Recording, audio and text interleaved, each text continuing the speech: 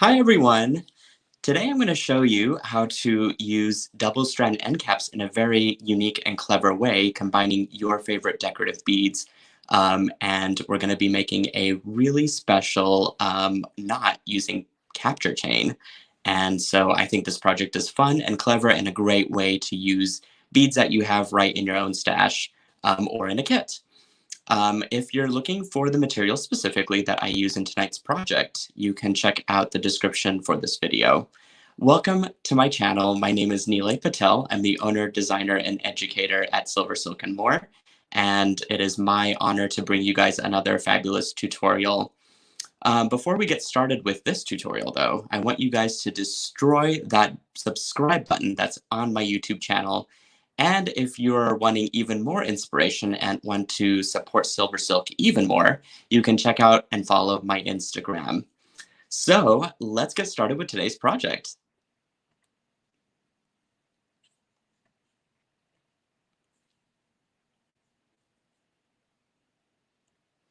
All right, I've got a few tools at my table. These are the tools that I'll be using for tonight's tutorial. The first is a pair of really great cutters. These are Lindstrom cutters, and I use these for hard wire, craft wire, beading wire, and thread, and they are amazing and will cut through it all. I've got a pair of nylon jaw pliers. This will be used to straighten out our craft wire. I've got a pair of Weber's wide nose pliers that have been dipped in Tool Magic, hence this little white tip here. It's a very rubberized tip now, whereas it used to be solid metal. And this will be great for really keeping our findings from being scratched. And then I've got my handy dandy loop right pliers. This will be great for making large wire wrapped head pin that will do, a wire wrap loop that we'll do later in this tutorial. As for my materials, many of my materials came from the Serengeti Mystery Kit, which if you received a kit, it will have come packaged in a craft envelope. And so when you unveil it, it'll actually look like this. And there are many components, many wonderful components to work with. And a couple strands, as you can see, a couple spools of that capture chain that we'll be using in a great bead mix and some double-strand end caps. So let me break it down for you. I'm actually using the full 3-foot spool of the shimmering hematite capture chain. I went ahead and cut this in half. So you'll need 2 halves that are 18 inches long in total length. You will need the double-strand end caps that also came in that kit. And you'll need to arrange your beads into a roughly 7 to 8 inch strand of decorative beads. And I've picked these out. They just look great to me, and you can come up with 1,000 different combinations, and everyone's is going to be certainly different from each other. So I'll leave the creativity there up to you guys. All right, and then lastly, you will need some craft wire, vintage bronze. So this is 20 gauge craft wire, and I went ahead and cut about an give or take about 18 inches. You can probably get away with a foot. It just really depends on the size of what your bead strand looks like. Okay, and then you'll need a clasp of some sort, and I picked out this hematite colored clasp. And then just a couple jump rings to attach our end caps and clasp together. That's really it for materials. It's pretty straightforward and easy. I went ahead again and just pre-strung my beads onto that craft wire. I used a earring stopper to hold my beads in place, and this was a really clever way to not have to bend or destruct my wire and still be able to keep my beads in place while I work with this other end. And then I could just slip it off of this end once I'm finished with it. To the other end, the goal here is we want to create a form for our knot to sit on or be wrapped around. And so here I'm going to be using my loop right pliers. And I love that there is a measurement on each of the mandrels, so I know exactly how big to make my loop. For this project, we're going to be using an 8 millimeter inner diameter loop. So I'm just going to grasp onto the wire. I'm going to go about maybe 3 inches in. And I'm going to roughly hit up the 8 millimeter mark right there. And I'm just going to go ahead and kind of work it around. It doesn't have to actually be a perfect loop. I can actually have a teardrop shaped loop and it'll be perfectly fine. Then what I'm going to do is I'm just going to slightly bend that neck just so that my loop is nice and centered. So you can see from my stem, if I draw my stem all the way up, my loop is basically cut in half, and that's exactly what we're wanting. So now what I can do is grasp with my chain nose pliers, both of those ends, work my shorter loop, my shorter wire around that loop, the stem of the loop, excuse me. And then I'm just going to coil a few times around the stem as such. If your loop turns out a little wonky, that is perfectly okay. It doesn't have to be exact. We are going to mostly hide it with our clever knot that we'll make with our capture chain. But you do want a good size loop in any case. And so I think that looks really perfect to me. So I can kind of come on this back side and I can trim off that extra wire with my cutters. I do want to go ahead and take my chain nose pliers and I just want to squeeze in that end, just making sure that that little wire tip there doesn't stick out and stab anybody. That's the last thing that we would, of course, want.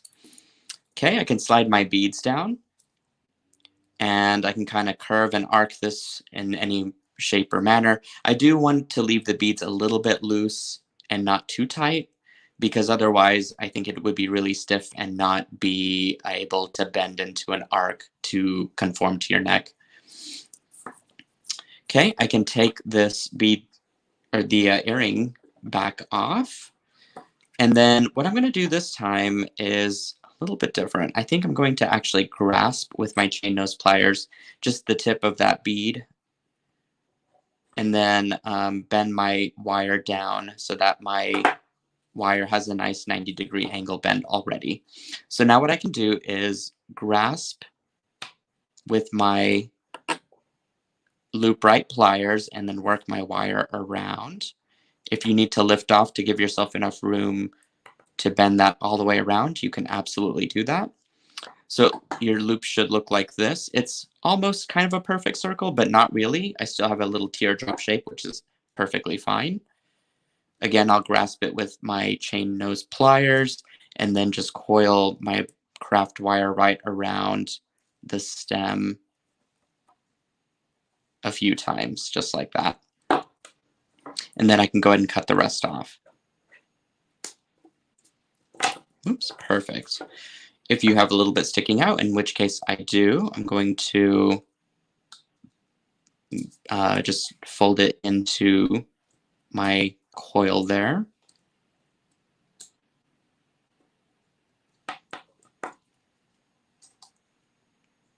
Perfect.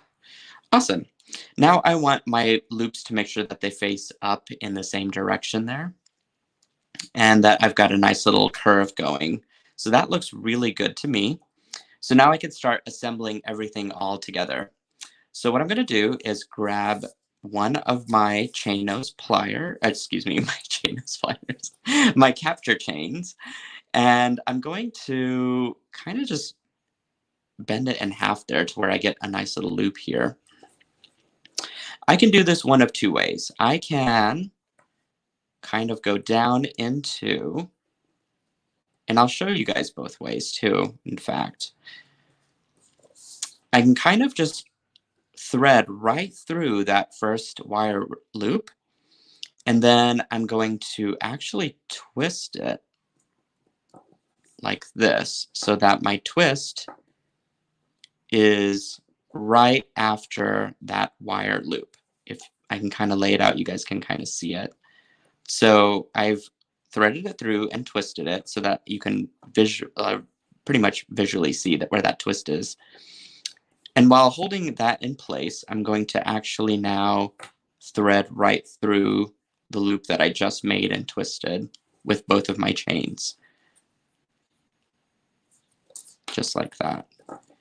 So what this does is it kind of collects everything together and creates this really awesome looking little knot that you have up front. Oh no, I think my twist came out, so here, let's do this the other way. It's like I kind of took it apart and saw what was happening. Okay, let's try this a different method. So what I'm going to do is string this through. I'm going to loop it around once and bring my wire back up. And now the idea here is to loop into both of these at once, if I remember correctly.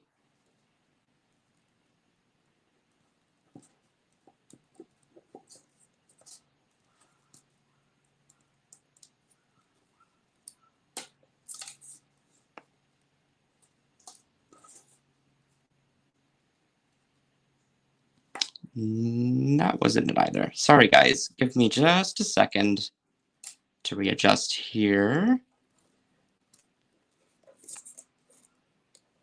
Because I know I made an awesome knot before. So I definitely want to make it again. Let's see. I think I come from the back out. And that's the thing with knots, isn't it? It's a little bit of a muscle memory in a way to get it to work right. So I threaded it up through my loop, looped it around my wire coils there. And now I should be able to go through both the knot and that loop with my other piece there. Ah, there it was. Okay.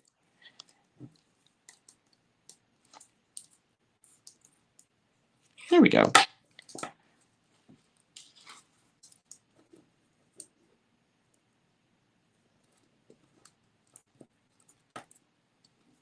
So that when you take and arrange your wire pieces, it should loop around there and hide everything. There we go. It's a little bit of a finagling act. I'll do that again for you guys because I'm sure that that was confusing. I did get it to work though. Okay, let's try it on this one. So now that I remember, you go up through the loop. Okay, I'm going to stretch out all my capture chain there. And now I'm going to wrap from my right side to my left behind that wire coil. And I'm going to wrap it one more time. Okay, so now I've got basically a loop that's been coiled around. Once I've done that, and keeping everything loose, you want to go through what you just coiled and you want to go through that wire loop that you made earlier at the same time. So then what you should be able to do is actually just push this wire wrap loop up, and that's what creates your knot. Okay, pretty easy once you master it. It does require a little bit of looping action, but as you can see, it took me a second to figure it back out again after I took it apart and was able to successfully do it. So why don't I do it for you one more time? And then, of course, replay is always available. So let me go ahead and work out this chain. Okay, to my wire wrap loop, I'm going to string from the bottom up. I'm going to wrap around from my right to my left so that it goes under the coil of that wire. And I'm just going to loop it around once more again, just like that. Leaving everything kind of loose, I'm going to go up through this knot and my wire wrap, loop there, and pull everything. And then instantly you'll see your knot form just like that. Of course, you'll have to go back through and kind of match these ends together and make sure that you condition them to be able to put your double strand end cap on. So what I actually recommend doing is go ahead And before you tighten up your loop and get it all nice and secure there at the bottom, go ahead and attach your double strand end caps together. One thing you'll want to pay attention to is making sure that the logo is side up on both of your necklace pieces there. So for example, now that I've got my double strand end cap on, I can kind of go back and shake this wire to make sure that that loop and all that chain and stuff is nice and even. And then I just kind of press it down like that. And it does hold it in place. So I'll do the same thing to this side. I'll go ahead and gather up my ends, make sure that my wire is nice and conditioned. And in case you're wondering what that means, there is a lovely post on the SilverSilk and More website. You'll want to go to silversilkonline.com and check out the School of Design page. And on there, you'll find 10 tips on better silver silking. And you can learn all about what wire conditioning is there. Now, once I've crimped it all in place, if you get any little wire sticky outies there, you can always just trim those off with your cutters. And then just go back and again, just shake that wire in place and then just press it flat. And your necklace base is pretty much done. You can kind of arc your necklace just a little bit more if you want to. And both of my logos are face up. And then now you can take your 2 jump rings that we mentioned earlier, and you can go ahead and attach your clasp of choice. There, whoops, let's grab these.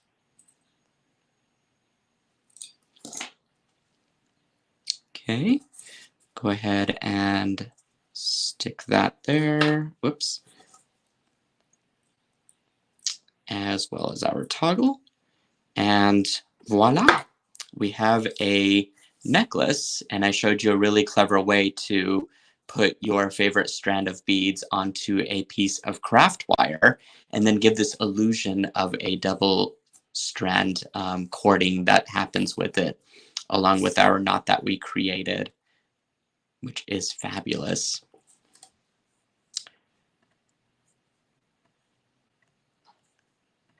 All right, guys, I hope you enjoyed that tutorial as much as I did teaching you.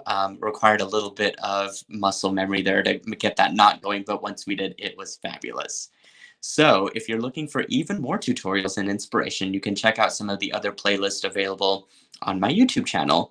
And while you're here in YouTube land, you can definitely subscribe to my YouTube channel and follow me on Instagram as well for even more inspiration. Guys, I hope you found this tutorial exciting and inspiring, and you can always find the materials and even more on silversilkonline.com. Again, I hope that you leave inspired, and I will see you next time on the next tutorial. And I love all of you out there. Mwah! Have a good day.